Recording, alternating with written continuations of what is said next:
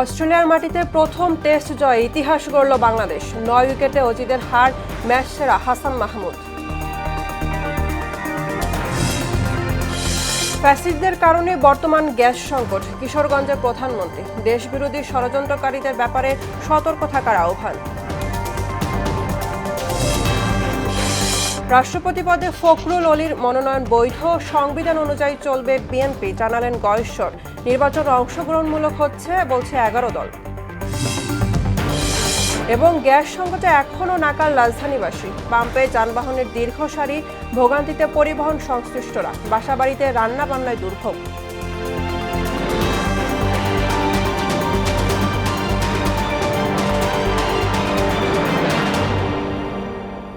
আসসালামু আলাইকুম, স্বাগত মোহনা সংবাদে। এতক্ষণ শুনছিলেন শিরোনাম, পুরো সংবাদের সঙ্গে আছি আমি বুশরা জাহানিমা। দেশের বিরুদ্ধে ষড়যন্ত্রকারীদের বিষয়ে সতর্ক থাকার আহ্বান জানিয়েছেন প্রধানমন্ত্রী তারেক রহমান। তিনি বলেন, বিএনপির হাতে যতদিন রাষ্ট্র পরিচালনার ভার থাকবে ততদিন জনগণের কল্যাণে কাজ করে যাবে। ফ্যাসিস্টরা দেশের সব কাঠামো ধ্বংস করেছে উল্লেখ করে তিনি বলেন, এর থেকে উত্তরণের কাজ করছে বিএনপি সরকার। দুপুরে কিশোরগঞ্জ সফরে বিভিন্ন কর্মসূচিতে যোগ দিয়ে এসব কথা বলেন সরকার প্রধান। তানজিদ ভুঁইয়ার প্রতিবেদন। একদিনের সফরে কিশোরগঞ্জের বিভিন্ন কর্মসূচিতে যোগ দেন প্রধানমন্ত্রী তারেক রহমান। রোববার সকালে গুলশানের বাসভবন থেকে সড়ক পথে রওনা হন তিনি। সফরে জেলা সদর সহ 3টি উপজেলায় সফর করবেন সরকার প্রধান। কিশোরগঞ্জ যাওয়ার পথে শিক্ষার্থীদের হাতে ক্রীড়া সামগ্রী তুলে দিলেন প্রধানমন্ত্রী তারেক রহমান। কিশোরগঞ্জের পাকুন্দিয়ার ব্রহ্মপুত্র নদে মাছের পোনা অবমুক্ত করেন প্রধানমন্ত্রী তারেক রহমান। পরে মৎস্যজীবীদের মাঝে মাছের পোনা তুলে দেন তিনি। বক্তব্যে প্রধানমন্ত্রী বলেন, জনগণের ভাগ্যের পরিবর্তন করতে চায় বিএনপির সরকার। তুলে ধরেন কৃষক কার্ড, ফ্যামিলি কার্ড সহ নানা উন্নয়নমূলক কর্মকাণ্ডের চিত্র। আমাদের লক্ষ্য, আমাদের উদ্দেশ্য বাংলাদেশের জনগণের ভাগ্যের পরিবর্তন। আমাদের লক্ষ্য, আমাদের উদ্দেশ্য হচ্ছে যে বাংলাদেশকে একটি কল্যাণমুখী রাষ্ট্র হিসাবে গড়ে তুলতে চায়।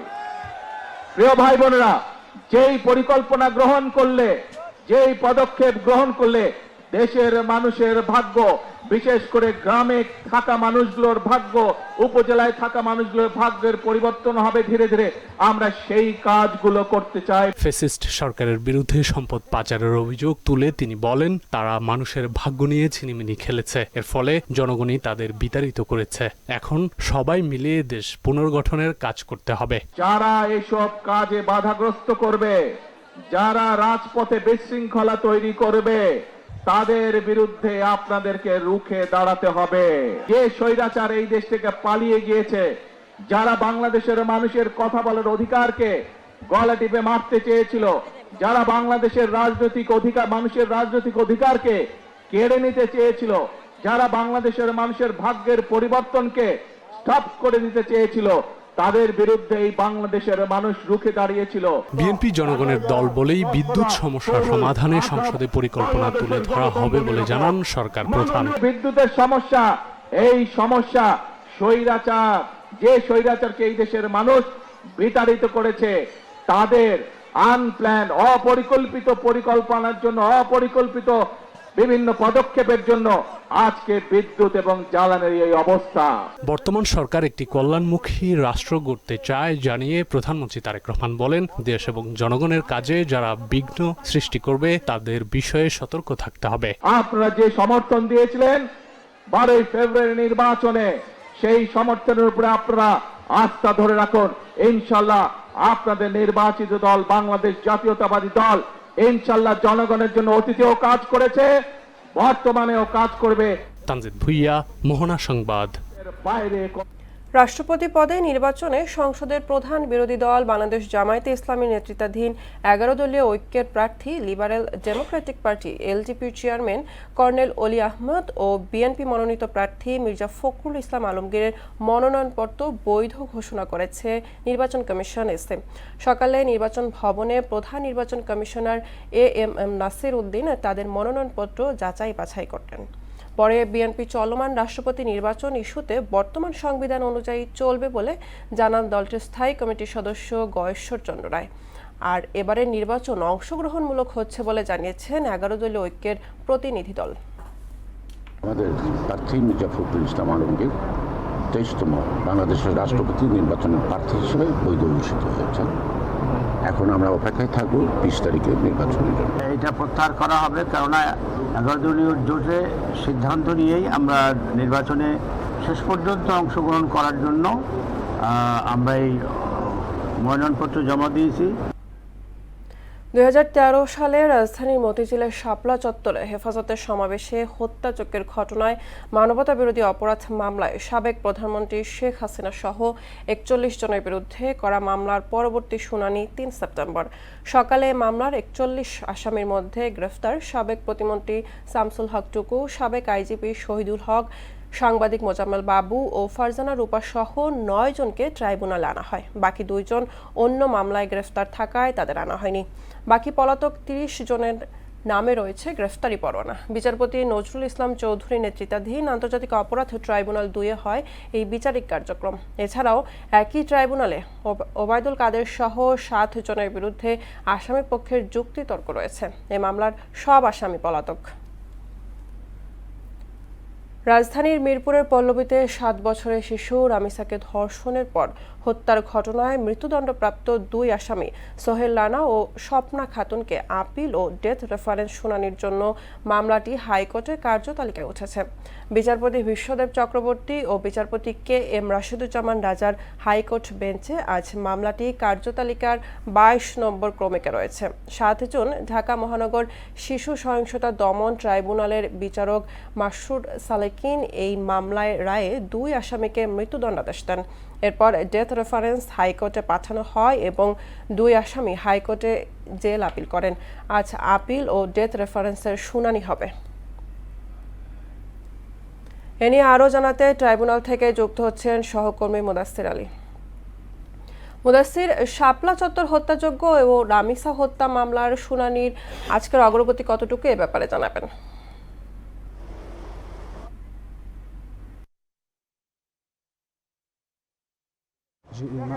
প্রথমে আমি আপনাকে জানিয়ে রাখি যে শাপলা চত্বরের হত্যাযজ্ঞের যে মানবতা বিরোধী অপরাধ মামলা, সেই বিষয়ে বিচারিক কার্যক্রম। বিষয়টি হচ্ছে যে এই মামলায় কিন্তু 41 জন আসামি রয়েছে, যার মধ্যে কিন্তু 30 জনই পলাতক। তো গ্রেপ্তারকৃত যে 11 আসামি রয়েছে, এই 11 আসামির মধ্যে কিন্তু 9 জনকে আজকে ট্রাইব্যুনালে তোলা হয়, যেমনটি আপনি জানেন। তো বাকি যে 2 জন আসামি রয়েছেন, এই 2 জন আসামির মধ্যে কিন্তু একজন কিন্তু ইতিমধ্যে অন্য মামলায় সাজা ভোগ করছেন, আরেকজন কিন্তু এই মামলায় শুনানি দেখানো হয়নি। যে বিষয়টি হচ্ছে যে আসামিটি দণ্ডিত রয়েছেন, তিনি হচ্ছেন জাসদ সভাপতি হাসানুল হক ইনু, যিনি কুষ্টিয়ার 6 জন হত্যা মামলায় কিন্তু 10 বছরের সাজা কিন্তু তিনি ভোগ করছেন। এর পাশাপাশি আব্দুর রাজ্জাক, যিনি কিন্তু অন্য মামলার কিন্তু আসামি। তো তাদের 2 জনকে কিন্তু অ্যারেস্ট করা দেখানো হয়নি, যার কারণে কিন্তু এই 9 জন আসামিকে তোলা হয় ও এই বাকি 2 জনকে কিন্তু আনা হয়নি। তো এই ট্রাইব্যুনাল আজকে যে বিষয়টি লক্ষ্য করেছেন যে 2 জন আসামিকে যেহেতু গ্রেপ্তার দেখানো হয়নি, সুতরাং তাদেরকে যে পরবর্তীতে গ্রেপ্তার দেখানোর প্রক্রিয়া সহ এই 11 আসামি রয়েছে, সে আসামিকে কিন্তু সকল আসামি কিন্তু হাজিরের নির্দেশ দিয়েছেন এবং পরবর্তী যে বিচারিক কার্যক্রম সেটি কিন্তু চালানোর জন্য নির্দেশ দিয়েছেন। যার কারণে কিন্তু আজকে কিন্তু যে বিচারিক কার্যক্রম হওয়ার কথা ছিল, যে শুনানি হওয়ার কথা ছিল, সেটি কিন্তু আর হয়নি। এদিকে আরেকটি বিষয় জানিয়ে রাখতে চাই, এই আন্তর্জাতিক অপরাধ ট্রাইব্যুনাল 2-এ কিন্তু আরেকটি মামলার বিচারিক কার্যক্রম চলছে, সেটি হচ্ছে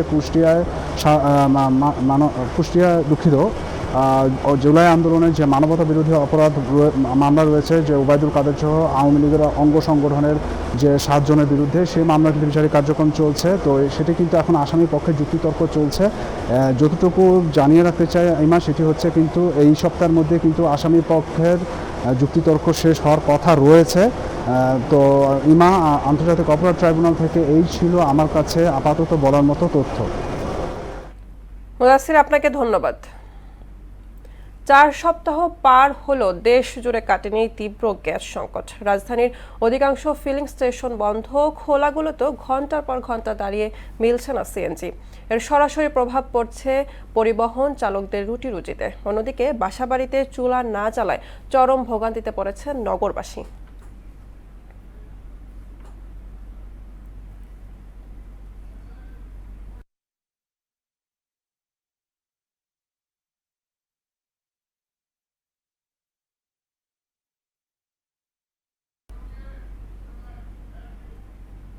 এ নিয়ে আরও জানাতে রাজধানী থেকে যুক্ত হচ্ছেন সহকর্মী নাজমুল ইসলাম। নাজমুল, আমরা জানি যে সারা দেশে গ্যাসের সংকট রয়েছে, এই সংকটে পাম্পগুলোতে কেমন প্রভাব পড়ছে এ ব্যাপারে জানাবেন।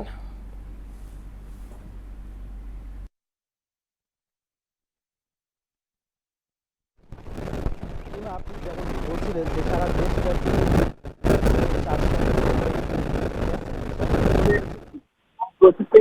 বিভিন্ন গ্যাস পাম্পে কিন্তু গ্যাসের জন্য যানবাহন যেসব চালক রয়েছে তারা কিন্তু হাহাকার করছে। যানবাহন যেসব চালকরা রয়েছে তারা কিন্তু হাহাকার করছে। আমি কিন্তু এর আগে বেশ কয়েকটি গ্যাস পাম্প ঘুরে এসেছি এবং বেশিরভাগই গ্যাস পাম্পে কিন্তু আসলে গ্যাস নেই, যে কারণে সেগুলো কিন্তু বন্ধ রাখা হয়েছে।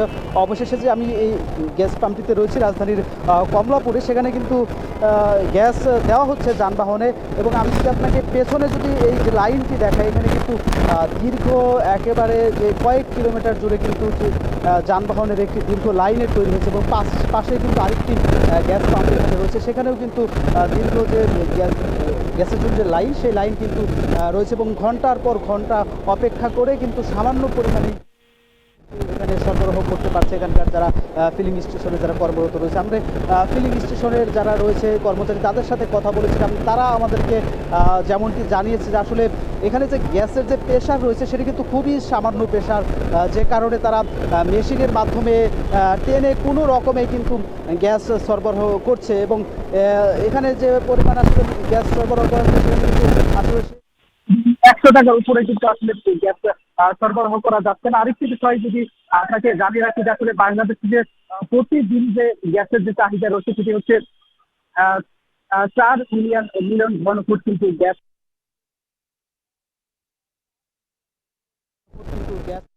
চাহিদা রয়েছে, সেখানে কিন্তু মাত্র যে টার্মিনালগুলো সেখান থেকে কিন্তু সরবরাহ করা হচ্ছে। এবং গতকাল যে বাণিজ্য মন্ত্রী মুস্তাফিজ তিনি কিন্তু জানিয়েছেন যে আসলে গ্যাসের যে সংকট, এই সংকট কাটাতে আরো 2 বছর সময় লাগতে পারে। এটি আসলে বলার কারণ হচ্ছে বাংলাদেশের যে বর্তমান গ্যাস গুলোর যে অবস্থা, সেগুলো কিন্তু গ্যাসের যে সরবরাহ, যে উত্তোলনের যে পরিমাণ, সেটি কিন্তু কমে গিয়েছে, যে কারণে আসলে সহসাই যে এই গ্যাসের যে সংকট সেটি কিন্তু সহসাই সমাধান হবে না, সেটি কিন্তু বলা যায়। তো এই ছিল রাজধানীর গ্যাস পাম্প থেকে গ্যাস সংকটের সর্বশেষ। নাজমুল, আপনাকে ধন্যবাদ। পটুয়াখালী দশমিনা উপজেলার বিস্তীর্ণ চরাঞ্চলে বনভূমি ধ্বংসের অভিযোগ উঠেছে। স্থানীয় প্রভাবশালী একটি চক্র বন বিভাগের অসাধু কর্মকর্তাদের যোগসাজশেই ধ্বংসযজ্ঞ চালাচ্ছে। উপজেলার দশমিনা উপজেলার চরহায়দার, লালচর ও আগলাচর সহ বিস্তীর্ণ চরাঞ্চলের সংরক্ষিত বনভূমি ঘিরে অবৈধ দখল ও বাণিজ্যের অভিযোগ উঠেছে। প্রয়োজনীয় ব্যবস্থা গ্রহণের কথা জানায় বন বিভাগ।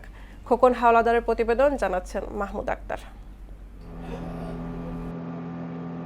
পটুয়াখালীর দশমিনা উপজেলায় সামাজিক বনাঞ্চলের মধ্য দিয়ে প্রবাহমান খালগুলোতে অবৈধভাবে বাঁধ নির্মাণ করার অভিযোগ উঠেছে। আর এসব বাঁধকে শক্ত ও টেকসই করতে ব্যবহার করা হচ্ছে বন বিভাগের গাছ। প্রভাবশালী একটি মহল খালের অংশ দখল করে বাঁধ তৈরি করে মাছ চাষ করছে।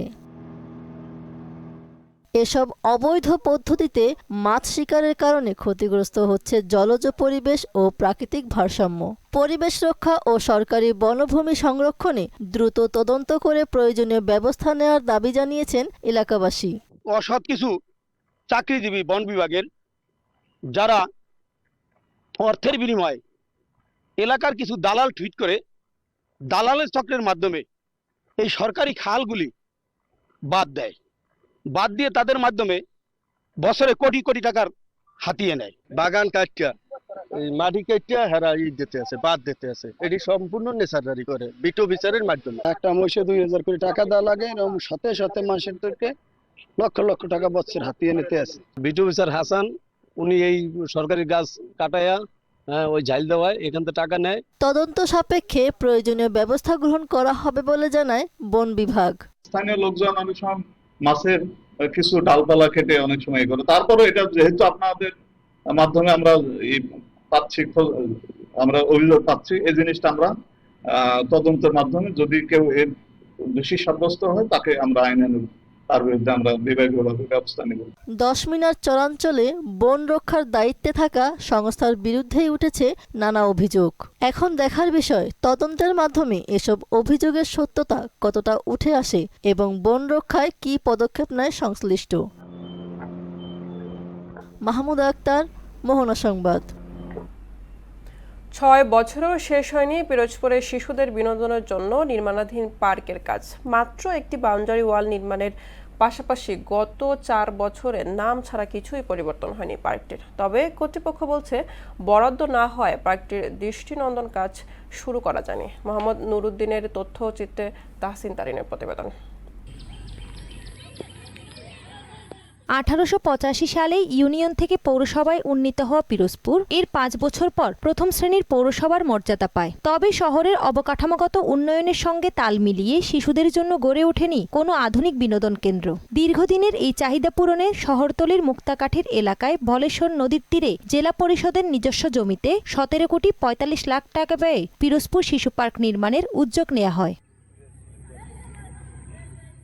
2020-21 অর্থ বছরে প্রকল্পের প্রাথমিক কাজ শুরু হয়। প্রথম ধাপে নিচু জমি ভরাট, সীমানা প্রাচীর নির্মাণ এবং কিছু অবকাঠামোগত কাজ সম্পন্ন হলেও মূল পার্ক নির্মাণের কাজ আর এগোয়নি। বর্তমানে প্রকল্প এলাকা অনেকটাই পরিত্যক্ত অবস্থায় রয়েছে। বাউন্ডারি ছাড়া আর কিছুই নাই, প্লাস পার্কে যে আসার জন্য যে রাস্তাটার অর্ধেকই নাই। তারা মোটা অঙ্কের একটা বিল উঠাইছে, বিলটা উঠাইয়ে তারা নিজেরাই ভাগযোগ করে ফেলছে। এখানে যেমন রাস্তাটারও উন্নতি হয় নাই বা এখানে পার্কেরও আর কোনো কিছুই হচ্ছে না। আমাদের এই শিশু পার্কটা হলে এলাকার উন্নয়ন হবে। দীর্ঘদিন বরাদ্দ না থাকায় বর্তমানে পার্কটির কাজ বন্ধ রয়েছে। নতুন করে বরাদ্দ পেলে পার্কটির কাজ শুরু করার কথা জানান এই কর্মকর্তা। আমাদের এখানে একটা মাস্টার প্ল্যান ছিল, কিন্তু এই বাউন্ডারি ওয়াল নির্মাণের পরে আর কোনো কার্যক্রম গ্রহণ করা হয় নাই। আর কোনো বরাদ্দ পাওয়া যায় নাই, আর কোনো কার্যক্রম গ্রহণ করা হয়নি। আগামী 1 মাসের মধ্যে নতুন করে কার্যক্রম শুরুর আশ্বাস দিয়েছেন জেলা প্রশাসক। জায়গা সম্পর্কে আমি ইতিমধ্যে ভিজিট করেছি। আমাদের ইঞ্জিনিয়ারিং সেলের লোকজন তারা ছিলেন, আমাদের কর্মকর্তারা ছিলেন, এবং বিগত দিনে সমস্ত কিছু স্টপ করে আমরা নতুন করে টেন্ডার দেওয়া বা নতুন করে কার্যক্রম করার কথা ভাবছি। স্থানীয়দের প্রত্যাশা, দ্রুত প্রয়োজনীয় অর্থ বরাদ্দ দিয়ে প্রকল্পটির নির্মাণ কাজ শেষ করা হবে। তাহসিন তারিন, মোহনা সংবাদ। গ্রাহকদের সঞ্চয় করাকে আরও সহজ করতে দেশের অন্যতম 2 আর্থিক প্রতিষ্ঠান আইডিএলসি ফাইন্যান্স ও বিকাশ যৌথভাবে চালু করেছে ডিজিটাল এফডিআর সেবা। ফলে এখন বিকাশ অ্যাপ থেকে গ্রাহকরা কোনো কাগজপত্রের ঝামেলা ছাড়া ঘরে বসে আইডিএলসিতে ফিক্সড ডিপোজিট চালু করতে পারবেন।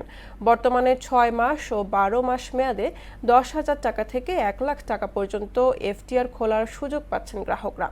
আইডিএলসিতে এফডিআর খোলা থেকে নির্দিষ্ট মেয়াদ অন্তর মুনাফা গ্রহণ এবং মেয়াদ শেষে পুরো টাকা পাওয়া পর্যন্ত এই পুরো প্রক্রিয়াটি বিকাশ অ্যাপে সম্পূর্ণ করতে পারছেন গ্রাহকরা। সাঁতার। থাইল্যান্ডের ব্যাংককে ওপেন সিনিয়র চ্যাম্পিয়নশিপে স্বর্ণপদক জিতেছেন বাংলাদেশের অলিম্পিয়ান সাঁতারু সামিউল ইসলাম রাফি।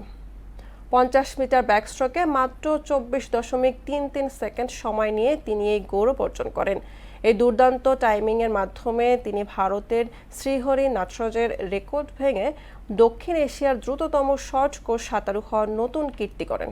একই দিনে রাফি 50 মিটার বাটারফ্লাই ইভেন্টে ব্রোঞ্জ পদকও জয় করেছেন। বাংলাদেশ নৌবাহিনীর এই সাঁতারুর এমন দুর্দান্ত আন্তর্জাতিক সাফল্যে দেশের ক্রীড়াঙ্গনে আনন্দের জোয়ার বইছে। শেষ করব মোহনা সংবাদ, যাবার আগে শিরোনামগুলো আরও একবার।